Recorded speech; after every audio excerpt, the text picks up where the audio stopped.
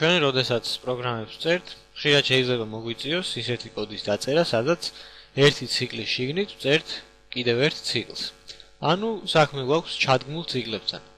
მოდი დავწეროთ ძალიან მარტივი მაგალითი, დავუბრუნდეთ ჩვენს მიერ დაწერილ პროგრამას წინა გაკვეთილში და აი ამ ციკლის ტანი გავასუფთავოთ.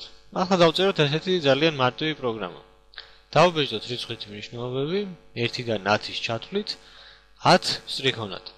ანუ ეს პირველი სტრიქონი, ან პირველი ციკლი მოემსახურება იმას, რომ დაბეჭდოს შემდეგ ხაზზე გადატანის სიმბოლო, ანუ \n. ხოლო ამის შიგნით ასევე დაგვჭირდება კიდევ ერთი ციკლი, რომელიც დაბეჭდავს მნიშვნელობებს 1-დან 10-ის ჩათვლით.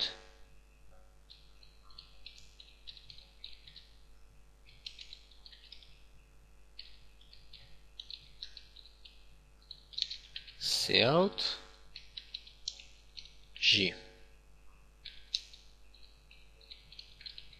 გავუშვათ ახლა და ვნახოთ როგორ იმუშავებს.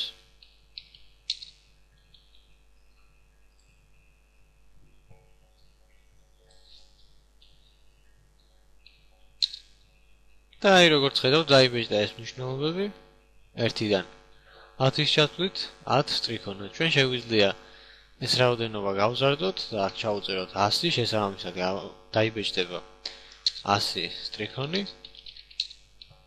ასევე ჩვენ შეგვიძლია ეს მნიშვნელობაც გავზარდოთ და მნიშვნელობები დავბეჭდოთ არა 10-ის, არამედ 20-ის ჩათვლით.